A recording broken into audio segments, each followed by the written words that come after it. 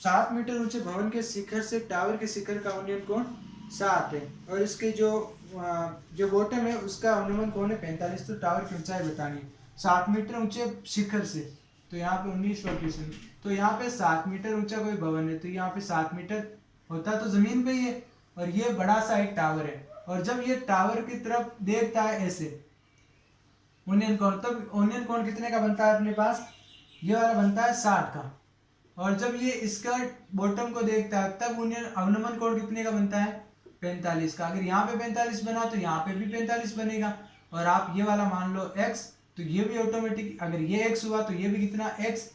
और अगर बताओ ये कितना, जैसे लड़के में 1.5 था तो अब की बार 7 है तो 7 है। आपको टावर का पूछा है तो आप ऊपर वाला h मान लो। तो जो टोटल टावर की ऊंचाई है वो कितना है, h तो ऊपर वाला 7 नीचे वाला, तो टोटल h प्लस 7 हो जाएगा। तो हमें जो काम करना है वो h का मान निकालना है। ठीक है, तो आप मेरे को बताओ, इसको मैं नाम देता हूँ a b c d और e। तो मुझे ये वाला त्रिभुज चाहिए, इसका नाम क्या है, आप बोलोगे सर इसका नाम तो त्रिभुज ABC है। मैं कहता हूँ चित्र बनाओ तो आप ऐसे बना दोगे कि सर देखो ये तो 7 है, ये a b c ये x और ये अपने पास जो एंगल बन रहा है वो कितना 45। सर ये आपने कहा था ना यहाँ 45 होता है तो ये और ये दोनों बराबर है तो क्या यहाँ पे 7 आएगा क्या, बिल्कुल मेरे प्यारे बच्चों यहाँ पे कितना आएगा 7 आएगा। और यहाँ पे वापस tan थीटा लग रहा है, आपको पता है लंब और आधार की बात की है, लंब बटा आधार, क्या tan 45 आप कहोगे सर बिल्कुल tan 45। यहाँ पे 7 और नीचे कितना x, 45 का मान 1 और 7 बटा x, तो क्या x बराबर 7 मीटर हो गया क्या। ये मैं तेजी से इसलिए कर पा रहा हूँ क्योंकि मुझे पता है कि आपने वो बेसिक वाला वीडियो देखने के बाद यहाँ आए होंगे। अब यहाँ पे ये आ गया ना 7, अब आप ये ऊपर वाला त्रिभुज लो, क्यों, क्योंकि नीचे का तो कोई काम बचा नहीं, हमें वैल्यू निकालनी है x की, यहाँ पे h की, तो h और यहाँ पे 7 इन दोनों को काम मिलेंगे, इसका नाम क्या है a d e। तो मैं लिख देता हूँ त्रिभुज a d e में, आप वापस बना सकते हो इसको, ये वाला h ये वाला x, यहाँ पे कितना 60, ये वाला हो गया e, ये वाला d और ये वाला a।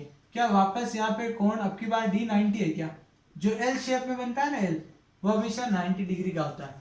क्या यहाँ पे tan थीटा बराबर लंब बटा आधार, आप कहोगे यस सर। क्या थीटा की जगह 60 और लंब की जगह h आधार की जगह x, आप कहोगे यस सर। मैं कहूँगा h और क्या x का मान पता, आप कहोगे यस सर। तो क्या यहाँ पे 7√3 बराबर h आया क्या, आप कहोगे यस सर। मैं कहूँगा यहाँ पर रुकोगे, आप कहोगे नो सर, क्योंकि आपने मीनार की ऊंचाई पूछी है, मीनार में h और ये 7 और जुड़ेगा सर। तो मैं कहूँगा बिल्कुल मेरे प्यारे बच्चों, जो मीनार की ऊंचाई आएगी वो अपने पास कितनी आएगी h प्लस 7, h की वैल्यू आई 7√3 प्लस 7, यहाँ पे 7 कॉमन ले लो, तो क्या यहाँ पे रूट में √3 प्लस 1 बचा क्या, ये अपना आंसर है बेटा, इतने मीटर का ये मीनार होगी। लेकिन ध्यान से समझना, ये मैंने इसलिए किया है क्योंकि आपके जो उत्तर वाला है उसमें यही आंसर है। अगर आपके एग्जाम में आ जाता है तो आप यहाँ पे इसकी वैल्यू रखना 1.7√3, 1.732 और इसको मल्टीप्लाई किससे करवाना 7 से, फिर इसमें 7 ऐड करना, ठीक है, तब आपका ओरिजिनल मीनार की ऊंचाई आ जाएगी। 20वां क्वेश्चन और देखो, आराम से करना, 2-3 बार क्वेश्चन आराम से हो जाएगा, यहाँ पे कोई दिक्कत वाली बात नहीं। और कहीं पे कोई दिक्कत आए तो आप मुझे कमेंट करके बता देना। 20वां क्वेश्चन जब आप देखोगे तो इसमें लिखा है कि एक पर्वत के शिखर से पूर्व की ओर दो बिंदुओं से शिखर के अवनमन कोण 30 और 45 है, उन दोनों के बीच की दूरी जो है 1 किलोमीटर है। तो आप मेरे को बताओ पर्वत की ऊंचाई। अगर मैं 20वें में पर्वत बनाऊं ऐसे, वैसे मुझे बनाना तो नहीं आता, लेकिन अगर मैं ऐसे पर्वत बनाऊं तो ये मैंने पर्वत बना दिया, ठीक है, और पूर्व की तरफ 2 पॉइंट दे रखा है, तो एक मैं पॉइंट यहाँ मान लेता हूँ और एक पॉइंट मैं यहाँ मान लेता हूँ। और उसके जो अवनमन कोण है, अवनमन कोण के लिए पहले तो ये सामने देखेगा फिर इसे देखेगा।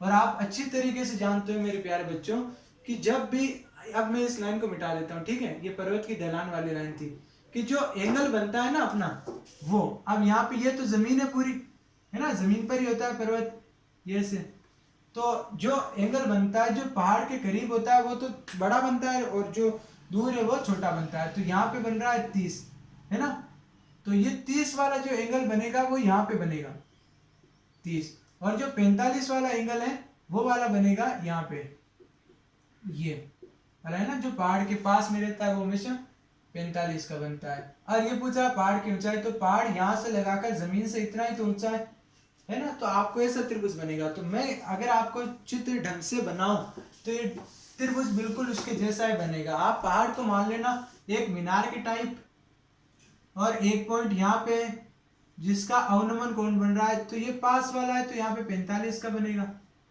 यहाँ पे भी 45 का बनेगा।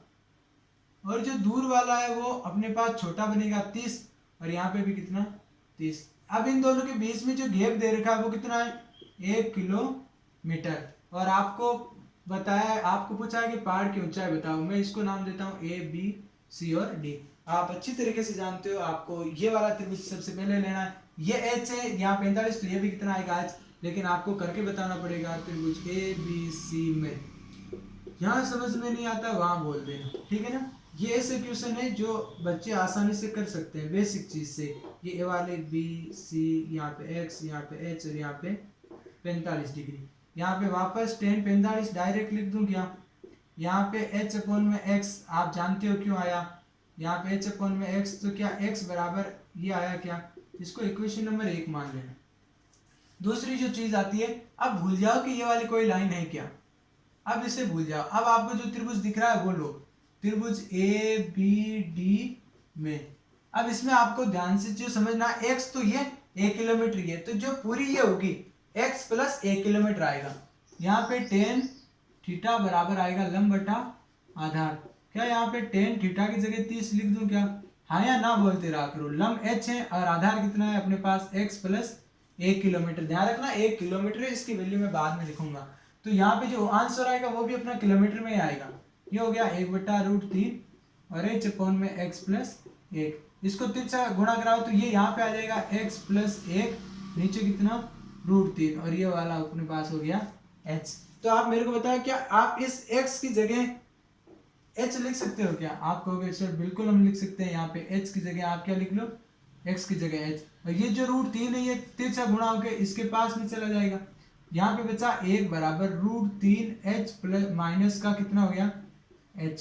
अब आप मेरे को बताओ क्या यहाँ पे h कॉमन आ गया, यहाँ पे √3 माइनस 1 बच गया, आप कहोगे सर बिल्कुल बच गया।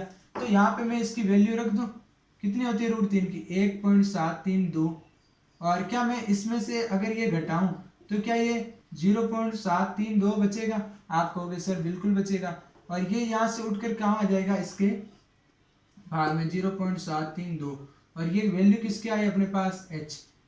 पॉइंट के बाद में 3 संख्या, तो यहाँ ऊपर 3 जीरो लगेगा। जब आप इसे 4 से काटने जाओगे, इसे 4 से काटोगे तो 250 बार कटेगा, इसे काटोगे तो 183 बार कटेगा। तो यहाँ पे h बराबर कितना हो गया 250 बटा 183। और जब आप इसका भाग लगाओगे तो ये कितना आएगा अपने पास 13.366, क्योंकि ये किलोमीटर है तो यहाँ पे किलोमीटर में ही अपने पास आंसर आएगा। ये भाग आप लगाना अच्छी तरीके से जानते हो, पहाड़ा लिखना जानते हो, जब भाग लगाओगे तो ये अपने पास आंसर आ जाएगा। जो क्वेश्चन जो मेन बताने वाली चीज होती है वो यहाँ तक होती है ना, यहाँ तक चीज बताना है, क्योंकि बाद में जोड़ बाकी है तो आप 10th में आए हो तो ये आप कर ही सकते हो। तो जो आगे का काम है वो हम आगे वाली क्लास में करेंगे। तब तक आप इन चीज़ों को बार बार रिपीट करो, मैं रिपीट कर रहा हूँ आपके लिए। जब तक आप इन चीज़ों को अपने हाथों से नहीं निकालोगे, ये वीडियो देखने का आपका कोई फ़ायदा नहीं हुआ। और अगर आपने इतनी दूर देखा है तो मैं एक बात आपको और बता दूँ, पहले बेसिक सीखा करो किसी चीज़ का, उसके बाद आगे आने की कोशिश करो, क्योंकि जब आप बेसिक करोगे तभी आपको ये क्वेश्चन हल करने में आसानी होगी। तो ठीक है, फिर मिलते हैं अगली क्लास में। Thank you.